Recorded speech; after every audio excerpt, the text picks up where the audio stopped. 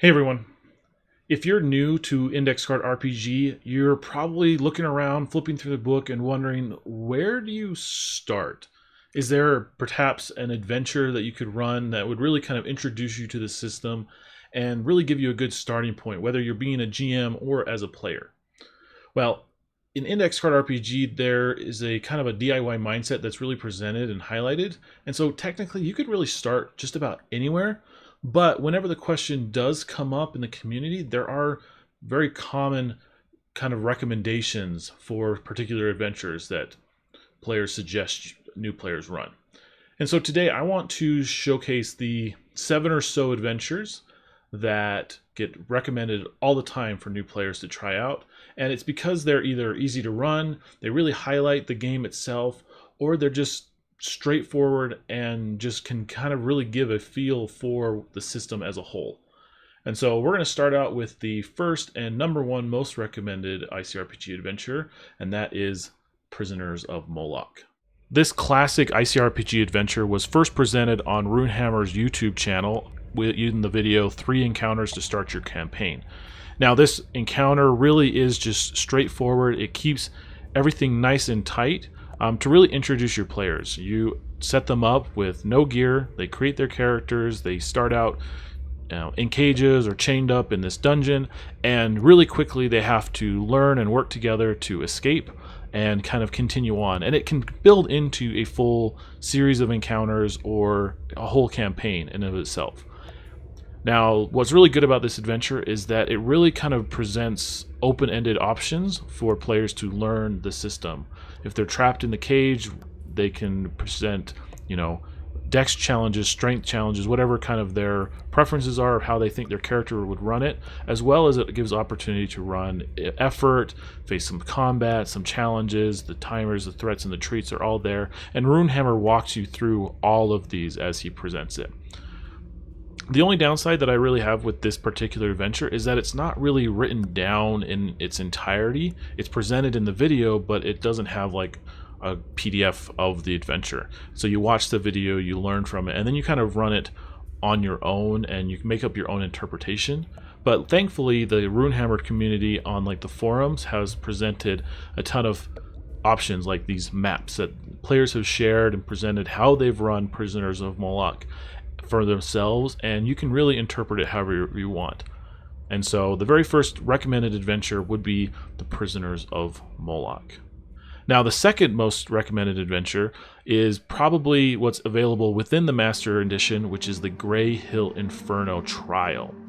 Now trials were introduced in 2nd edition as a kind of tight series of encounters that are really meant to train and teach ICRPG. That would take up maybe a night of gameplay or even just a few, like half an hour or even an hour as players pick up their characters, they start learning. And so the Grey Hill Inferno is Master Edition's kind of trial run that you could run on your own or with players. What's really interesting about the Grey Hill Inferno is, again, it highlights particular aspects, the key core concepts, things like effort, checks, how to make attempts, how to do combat, how you can roll different things to get different results. I'm dealing with damage and all those kind of things. So it's really self-contained and can be played as a GM on your own to just learn, or with players as they run up new characters or to start out a new campaign. And so it just really highlights what ICRPG is and focuses in on the core mechanics, whether you decide to do it as a kind of a mini adventure or as the start of your brand new campaign. The only downside, I think, with the Grey Hill Inferno is, again, because it's such a small, tight, compact thing, there's not a lot of meat to it. You have to interpret a lot from it. I think in Master Edition, it's only contained on one single page, which is great for ease, but less so for detail. But definitely something that I think everyone should at least try out and just have in their back pocket, especially if you're running games as a GM. The third adventure that gets recommended a ton for new players is The Last Flight of the Red Sword. This adventure in and of itself is probably, the epitome, the classic ICRPG adventure. It's almost a rite of passage for players, and it gets recommended a ton because when you're moving from one system, say 5e or Pathfinder or wherever, to ICRPG, it gets recommended that rather than jumping into a fantasy adventure, you break kind of the familiarity, break the genre, and go to a sci-fi to learn ICRPG, so that kind of you can delineate and differentiate between the two systems as you're introducing new players. So Last Flight of the Red Sword is a fun adventure where you kind of enter into this derelict ship. You kind of explore around. You're trying to understand the mystery of why this ship is orbiting this dark star that's pulsating. And you start exploring and eventually run into some mutant reptoids. You're running around. You face, big beasts. You uncover the kind of the hidden plot that's going on underneath what's happening. And then you end up, running for your lives as things kind of boil down into a few climactic moments right there at the end. So this is a great starting point because, again, it highlights timers, combat, all the elements of a good ICRPG adventure, all within a nice tight package on this ship. The downside to this kind of adventure is that it can, get kind of challenging as you're managing timers. You're just trying to keep the pace with what's going on. But overall, it does keep things fairly simple, and it presents opportunities to find loot and upgrade. And so starting out on the Red Sword is a fantastic way to go. Number 4 is another rite of passage. Rather than sci-fi, it is fantasy, and that is the Doomvault. This is the kind of classic dungeon for ICRPG. Now, there's been multiple iterations of it. For example, in this particular map, this is one of the earliest renditions, and this is what's presented in 2nd edition. And you have players who are kind of seeking out this cult that's hiding out in this cave, and you climb down to this rocky precipice over these waves, and you kind of come in, you enter into the cult's lair, and you face these invincibles, and you start running, and you kind of get down, you have to cross this lake, and you just get deeper and deeper into this cult's lair until you eventually face, Ogdru, this eldritch god, and he's trying to kill the kings, and you have to do all this sort of things before the cult's ritual is completed and the world timer's going, and then the cave starts collapsing, and it really gets really climactic right at the end as you build toward it, as well as it is quite challenging as you play through these things, and players have to think dynamically through these challenges. And so this is a great adventure because it presents multiple encounters. It really gives you that dungeon feel. Some of the challenges do seem quite overwhelming, but it does present opportunities for players to think outside the box, use their skills, use their characters to overcome them, and then eventually just that pride of succeeding, but also, things can go south, a character might die. Like it can really tell a fun story, and with the highs and the lows included. And so if you're looking for that classic fantasy adventure, Doomvault is a fun way to go. I would recommend going with the 2nd edition kind of base version. Later on, there's been some updates for like a Doomvault 3.0 that has presented out a full guide. It becomes a full mega dungeon, and so you can really build it. But if you're looking for the starter adventure, aim for the one that's in 2nd edition or within the adventure collection, in my personal opinion. Moving on to number 5 is the Jewel of the Monkey God. Now, this is actually a community created adventure made by J.D. Sterling and presented. And this is a great one-shot to kind of slip in or introduce your players to something a little bit different. It can play in fantasy, it can play in a little bit of sci-fi, it can play also in really good pulp fiction. It has that Indiana Jones feel to it. And essentially what he presents is this opportunity to go be like this archaeology dig in this temple in the jungles on this island, and you have to climb up this cliff, and you're facing off with these crazy monkeys that are throwing rocks at you, and you have to make these dex challenges. You get into the temple, and you have these traps that you have to work through, and these puzzles, and there's the jewel at the very end that's guarded by this giant, the monkey god. It's a whole just Indiana Jones-esque adventure that's just a hoot to play.